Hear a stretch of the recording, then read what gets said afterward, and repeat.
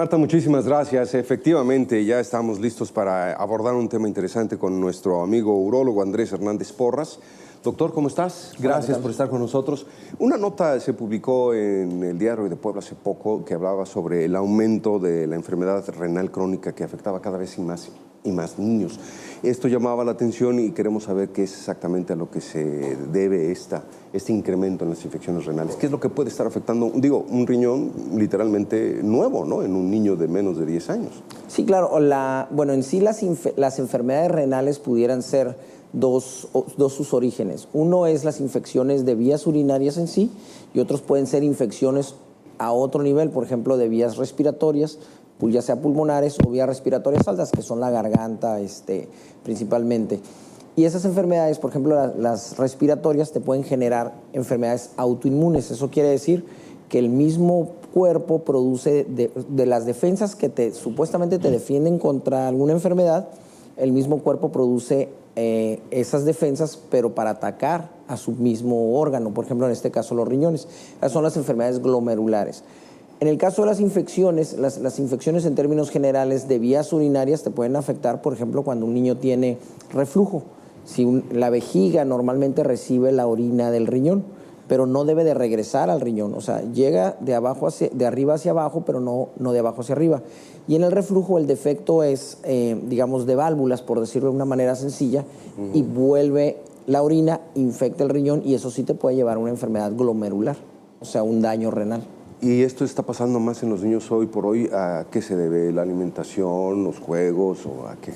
Bueno, realmente, por ejemplo, otra de las causas es la diabetes. La diabetes en los niños ha aumentado su frecuencia y eso, por consiguiente, ha aumentado la frecuencia de enfermedades renales. La diabetes es una enfermedad que cuando avanza, cuando progresa, puede dar daño renal. A otros órganos, pues, pero entre ellos al riñón. Bueno, y hombre, con esto de que la diabetes pues, se está convirtiendo en una verdadera pandemia, ¿no? Es algo tremendo, no tan solo aumenta cada vez más el número de personas a quienes ataca, sino las edades de esas personas a quienes ataca cada vez es menor. Sí, hay muchos factores, entre ellos, bueno, los que se manifiestan principalmente son los dietéticos. Estamos expuestos a comida de mucho menor calidad y obviamente eso va a estresar o va a activar de manera diferente el páncreas y eso puede promover una diabetes. No es un campo del urólogo, por lo que no pudiera profundizar mucho en este tema, pero sí es uno de los temas que se maneja más. También se ha visto algunos casos de diabetes de manera infecciosa. Entonces hay pacientes que pueden tener una pancreatitis por cualquier motivo y eso les va a generar o les va a dar una consecuencia de diabetes. ¡Ay, qué impresionante! ¡Qué impresionante! Doctor, mencionabas algo que es muy interesante. ¿Una infección en la garganta puede en el niño convertirse en una infección renal? Sí, las infecciones en la garganta pueden producir como consecuencia lo que se llama glomerulopatías. O sea, la infección en la garganta produce esos anticuerpos que después no es tanto una infección en el riñón, sino esos mismos anticuerpos pueden afectar al riñón. Entonces es bien sabido que los niños que tienen infecciones crónicas de garganta, si no se lo tratan de una manera adecuada, pueden desembocar en una insuficiencia renal con el tiempo. Entonces, esa es una de las razones por las cuales se solía extirpar las amígdalas a niños con infecciones recurrentes y recurrentes. Así es uno de los, digamos, en un tiempo todo mundo nos sometimos o nos sometieron a amigdalectomía por esa razón. Entonces, por eso no tengo amígdalas desde los 6 años, ahora entiendo. ¿Esa práctica se ha caído un poco en desuso o es simple y sencillamente moda? Hoy por hoy a los niños con ese tipo de problemas de que constantemente tienen amigdalitis ya no los meten al quirófano tan fácilmente. Bueno, lo que pasa es que los criterios han cambiado también al respecto. Entonces, el pediatra ahora o el otorrino, el cirujano pediatra o el otorrino laringólogo evalúan al niño y ven si realmente eso le está produciendo una infección o no, porque muchas veces puede ser el origen y no las amígdalas. Las amígdalas, lo que hacen, las anginas, es un tejido que produce defensas al cuerpo. Entonces también quitarlas sin razón o quitarlas porque pensamos que pudieran estar produciendo algún problema, le estamos quitando un mecanismo de defensa al niño, ¿no? Sí, por supuesto. Entonces, bueno, ya lo ve, los criterios han cambiado, pero como quiera que sea, sí es importante considerar el hecho de que pues, las infecciones no deben de descuidarse, ¿no? Y decir, ay, pues se va a quitar. ¿Qué debe de hacer, por ejemplo, un padre de familia cuando ve que el niño tiene este tipo de infecciones en la garganta, digamos, más de 2 veces al año?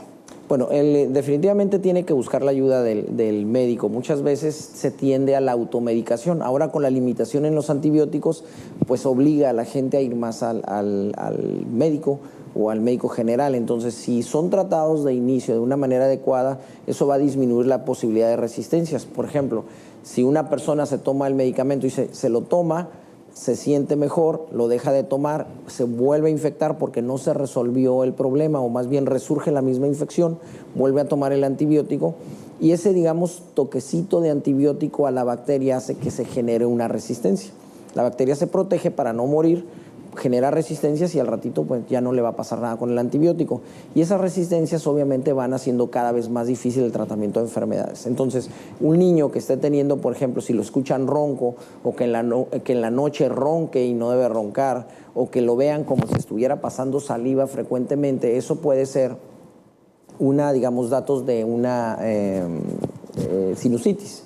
Entonces, si el papá o si los papás no lo atienden de manera adecuada, no le resuelven el problema, bueno, pues eso va a generar mayor, digamos, posibilidades de una infección que se haga crónica y afecte a los riñones. La otra cosa, por ejemplo, es desde el punto de vista urológico. Hay niños que se aguantan mucho las ganas de orinar.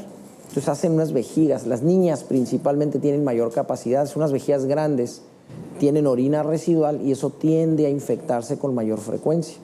O los niños que están jugando se aguantan las ganas de orinar y obviamente es un medio de cultivo, es como una incubadora la vejiga. Si no sale cuando debe de salir, pues obviamente va a tener tendencia a producir más infecciones. Entonces, hacer que los niños tengan esa costumbre de tomar más líquidos y no aguantar las ganas de orinar. Ya lo creo. Bueno, pues muy interesante, doctor. Le agradezco su visita. ¿Por qué no nos das un número telefónico, por favor, ¿no? Para claro que el sí. contacto. Es el 634-1138. Así de sencillo, amigos, muchísimas gracias. Con nosotros el urólogo Andrés Hernández Porras.